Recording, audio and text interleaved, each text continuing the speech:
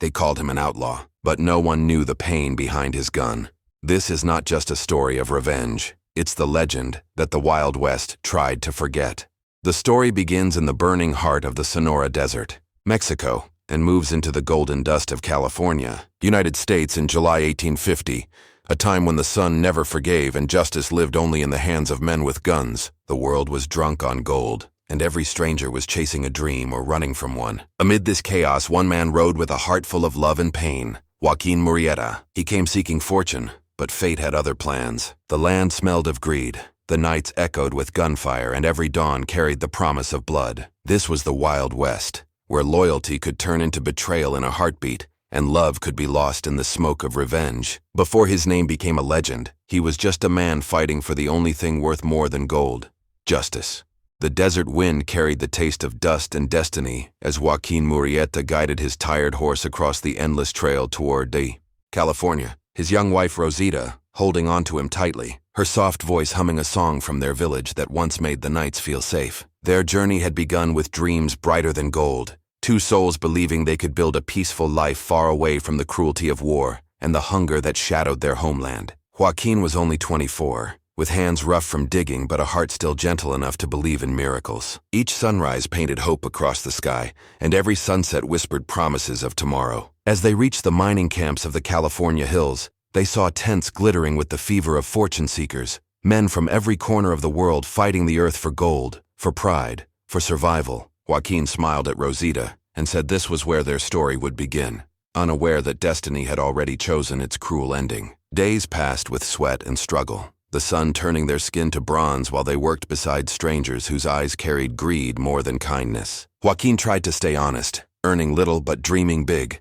whispering to Rosita that one day they would own their own land, grow grapes, and live in peace. At night they would sit near the fire, his arm around her shoulders, watching the stars fall across the dark sky as if the heavens were showering blessings upon them. But beneath that sky, hatred was also rising. The Americans who ruled the camps looked down on Mexican miners, calling them thieves and invaders, stealing not just their gold but their dignity. Joaquín ignored the insults at first, believing goodness could silence cruelty. But the world of 1850 had no mercy for dreamers. Whispers turned into threats, and threats turned into violence. One evening, when the sun bled red across the hills, a group of drunken men stormed their tent, accusing Joaquín of stealing a claim he had rightfully earned. He tried to reason with them, his voice calm yet firm, but reason held no power against hate. They struck him down, their laughter echoing through the camp as Rosita screamed for help that never came. When he woke, the camp was silent, the air heavy with smoke, and Rosita was gone. The scent of her shawl lingered for a moment before the wind carried it away, leaving behind only ashes and emptiness. Joaquín fell to his knees, the pain burning deeper than any wound. The dream he had carried from Mexico was shattered, scattered like the desert dust around him. That night, under the same stars that once witnessed his hope, he buried his love, his faith, and the man he used to be. The gentle miner of Sonora died quietly in the dark, and from his broken heart, something colder began to rise, something the Wild West would soon learn to fear. The moon hung low over the silent camp as Joaquín sat beside the dying fire, his eyes empty and his hands trembling with the weight of everything he had lost. The whispers of the night carried the ghosts of Rosita's laughter, but all that surrounded him now was darkness thick with grief. He had buried his brother that morning on the edge of the valley, the earth still fresh and wet from his tears. The same men who had taken Rosita had beaten him until his body refused to move, leaving him to die like an animal. But Joaquín did not die. Something inside him refused to let go, something sharper than pain and stronger than fear. When he opened his eyes again, the world no longer looked the same. The sun that once promised hope now burned with cruelty, and the land he had trusted had turned into an open grave. He stumbled through the ruins of his camp, searching for any trace of her scarf, her voice, anything that could tell him she was alive. He found nothing, only the echo of her name against the wind and the marks of boot prints leading into the wilderness. Days passed as he wandered from one settlement to another, pleading for justice, but every door closed before he could speak. The law that claimed to protect the innocent was blind to men like him. They called him a foreigner, a nobody, a ghost that didn't belong. Every sheriff he met looked through him as if his pain were invisible. He realized then that the gold rush had not brought freedom. It had built a kingdom of cruelty where power ruled and mercy had no home. His wounds healed on the outside, but inside something darker grew. Every night, he sat beneath the stars that once gave him hope and replayed the moment he lost everything, the sound of his brother's last breath, The look in Rosita's eyes as they dragged her away, the laughter of the men who destroyed his world. Those memories became his fire, and his heart turned into a storm. He began to change in silence, shaping his rage into purpose. The gentle miner disappeared, leaving behind a man carved by vengeance. He sold his tools and bought a horse, his once calm eyes now burning with the same fire that once warmed Rosita's hands. He rode through ghost towns and broken trails, collecting names, listening to rumors, learning who ruled this land through fear. Every night he trained his aim beneath the cold moonlight. Every dawn he whispered her name like a promise. The wind that once carried dreams now carried his oath, to bring justice not through words but through action. The law had failed him, the world had betrayed him, and so he would become his own kind of justice. Joaquín Murrieta was no longer a miner searching for gold. He was a shadow rising from the ashes, a man reborn through betrayal, ready to make the West remember his name. The desert swallowed him whole, its endless sands hiding the man who once believed in mercy. Joaquín rode without rest, his face covered by a scarf to shield against the burning winds, his heart colder than the night. He left behind every sign of the miner he once was and vanished into the silence of the wastelands. Weeks turned into months, and his name faded from the tongues of men who had once mocked him.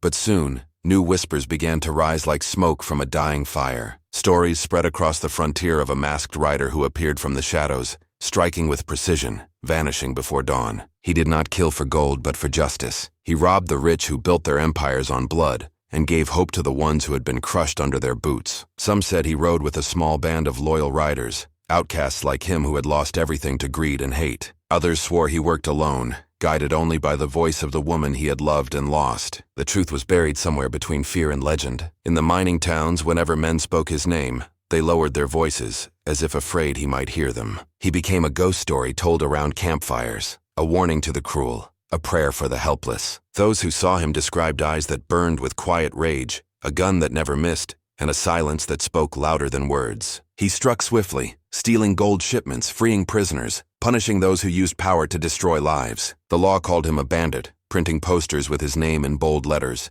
Joaquín Murrieta, wanted dead or alive. Yet in the hearts of the poor he was something else. Mothers whispered his name to their children as a symbol of courage, and miners prayed he would come to avenge them when no one else would. The West had birthed many outlaws, but none like him. He was not driven by greed, but by a wound that never healed. Every act of vengeance was a message, every raid a memory of what he had lost. And though the world saw only a shadow deep inside, he carried the weight of love that refused to die. The more the law chased him, the faster his legend grew, crossing borders, carried by travelers, sung in the songs of the forgotten. His enemies feared him, his allies followed him, and the land itself seemed to echo his rage. When the wind howled across the plains, people would look toward the horizon and swear they could see the outline of a lone rider against the dying sun. In that moment, every guilty man held his breath, because when the dust rose and the hooves thundered through the night, they knew what it meant. Joaquín Murrieta was coming, and this time the West would pay its debts. The night was calm when she first appeared,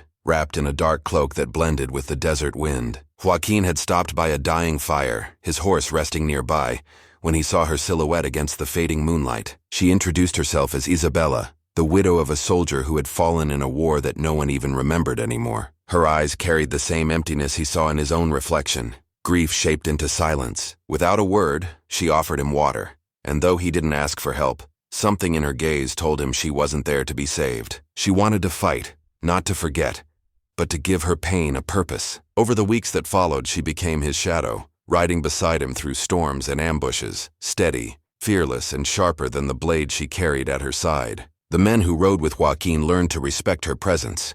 She spoke little, but her words cut through fear like steel. With her near, his rage began to soften, not fade but turn into something he could control. She saw beyond his anger, past the outlaw the world named him, into the man still bleeding beneath his silence. Together they struck the corrupt, freeing prisoners from chains, burning the camps of slave traders, and returning stolen gold to the families who had lost everything. Each mission bound them closer, two broken souls stitched together by justice and the ghosts that refused to leave them. Yet every time her hand brushed his, every time their eyes met under the pale light of dawn, both of them looked away, afraid of what that feeling meant in a world that only knew loss. Love was a luxury neither could afford, but the heart doesn't understand war or vengeance. On nights when the rain drowned the fires and the wind whispered through the canyons, Joaquín found himself watching her as she cleaned her rifle, her face half lit by the flicker of flame. and he wondered if she dreamed of peace the way he once did. But peace was a stranger to them both, and the closer they drew to each other, the louder the law came chasing. Posters with his name now hung in every town, and bounty hunters swarmed across the trails, desperate for the reward. The government wanted to make an example of him, to crush the legend before it grew too powerful. One night as the campfire burned low, Isabella warned him that the circle was closing, that the law had hired a new captain, a man ruthless enough to finish what others couldn't. Joaquín listened, his jaw set, his heart torn between staying to fight or running with her toward a future neither believed they could have. The desert around them held its breath, as if the land itself knew the storm that was coming. Love had returned to him, fragile yet real, but so had the law, and this time it would not come quietly. The sun was rising when Joaquín made his last stand, the sky burning red like the blood that had followed him for years. Surrounded by bounty hunters, he stood tall on the edge of the cliff, his gun steady, his eyes calm, no fear left in them, only peace. The wind carried the scent of dust and freedom as Isabella watched from the shadows, tears blurring the dawn. He turned once, gave her a faint smile, and whispered something the wind stole before she could hear. Then the gunfire erupted, echoing through the canyon, and when the smoke cleared, Joaquín Murrieta was gone, his body lying beneath the sunrise he had once dreamed of reaching. Isabella rode away through the burning horizon, carrying his story like a promise. And even now, when the desert wind howls through the night, people swear they can still see a rider in the distance, Joaquín Murrieta, chasing the justice the world never gave him.